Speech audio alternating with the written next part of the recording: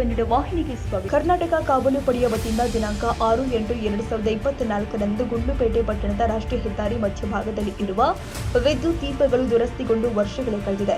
ಇದರಿಂದ ಹಲವಾರು ಅಪಘಾತಗಳಾಗಿ ಸಾವಿಗೀಡಾದವರ ಸಂಖ್ಯೆ ಹೆಚ್ಚಾಗಿದ್ದು, ನಿನ್ನೆ ರಾತ್ರಿ ಕೂಡ 9:30ರ ಸಮಯದಲ್ಲಿ ಅಪಘಾತವಾಗಿ ಯುವಕನೊಬ್ಬ ಸ್ಥಳದಲ್ಲಿ ಮೃತಪಟ್ಟಿದ್ದಾರೆ.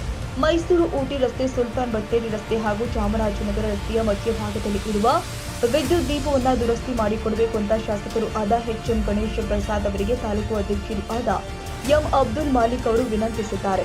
ಇವತ್ತು ಕರ್ನಾಟಕ ಕಾವಲು ಪಡೆ ವತಿಯಿಂದ ಗುಂಡ್ಲುಪೇಟೆ ಪಟ್ಟಣದ ರಾಷ್ಟ್ರೀಯ ಹೆದ್ದಾರಿ ಮಧ್ಯೆ ಇರತಕ್ಕಂಥ ವಿದ್ಯುತ್ ದೀಪಗಳು ದುರಸ್ತಿಗೊಂಡು ಸುಮಾರು ವರ್ಷಗಳೇ ಕಳೆದು ಹೋಗಿದ್ದು, ಸುಮಾರು ಅಪಘಾತಗಳಾಗ್ತಿತ್ತು. ಮಾನ್ಯ ಶಾಸಕರಾದ ಎಚ್.ಎಂ. ಗಣೇಶ್ ಪ್ರಸಾದ್ ಸರ್ ಅವರಿಗೆ ಇವತ್ತು ಒಂದು ಮನವಿನ ತೋರಿಸುವ ಮೂಲಕ ದುರಸ್ತಿಗೊಂಡ ದೀಪಗಳನ್ನು ಸರಿಪಡಿಸಬೇಕೆಂದು ನಾವು ಸಾರ್ವಜನಿಕರ ಪರವಾಗಿ ನಾವು ಒಂದು ಮನವಿಯನ್ನು ಮಾಡ್ಕೊತಾ ಇದ್ದೀವಿ.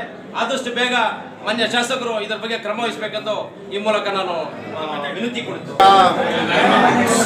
ಸ್ವಲ್ಪ ಸೈಲೆಂಟ್ ಆಗಿರಿ. ಕರ್ನಾಟಕ ಕಾವಲು ಪಡೆ ಕೊಟ್ಟಿರೋಂಥ ಮನವಿನ 100% ಸ್ವೀಕರಿಸಿದ್ದೀವಿ.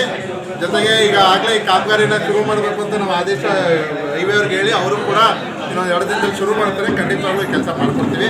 ಇದು ಲಾಂಗ್ ಪೆಂಡಿಂಗು. ಜೊತೆಗೆ ಇದಕ್ಕೆ ಯಾರ್ದು ಒಂದು ಇಂಟ್ರೆಸ್ಟೇ ಇರಲಿಲ್ಲ. ಇದು ನಾವು ಕಳೆದ 6 ತಿಂಗಳು 7 ತಿಂಗಳಿಂದ ಇದ್ರ ಮೇಲೆ ಒಂದು ಸ್ವಲ್ಪ ನಿಗಾ ವಹಿಸಿ ಇವಾಗ ಒಂದು ಅಂತಿಮ ಹಂತಕ್ಕೆ ಬಂದಿದೆ. ಖಂಡಿತವಾಗ್ಲೂ ಕರ್ನಾಟಕ ಕಾವಲು ಪಡೆಯವರು ನಮ್ಮ ಸರ್ಕಾರದ ಜೊತೆಗೆ ಕೈ ಜೋಡಿಸಬೇಕು ಇಂಥ ಒಂದು ಕಾರ್ಯಕ್ರಮಗಳನ್ನು ಮಾಡೋಕ್ಕೆ ಖಂಡಿತವಾಗ್ಲೂ ತಾಲೂಕು ಅಭಿವೃದ್ಧಿ ಮಾಡೋದು. ಈ ಸಂದರ್ಭದಲ್ಲಿ ಕನ್ನಡ ಪರ ಹೋರಾಟಗಾರರು ಆದ ಬ್ರಹ್ಮಾನಂದ, ತಾಲೂಕು ಕಾರ್ಯದರ್ಶಿಗಳು ಆದ ಎಸ್. ಮುಬರಕ್, ಟೌನ್ ಉಪಾಧ್ಯಕ್ಷರು ಆದ ಸಾದಿಕ್ ಪಾಷಾ, ಟೌನ್ ಗೌರವಾಧ್ಯಕ್ಷರು ಆದ ಶಕೀಲ್, ಟೌನ್ ಸಂಚಾಲಕರು ಆದ ಮಿಮಿಕ್ರಿ ಸೆಡಿ ಮತ್ತಿತರರು ಹಾಜರಿದ್ದರು.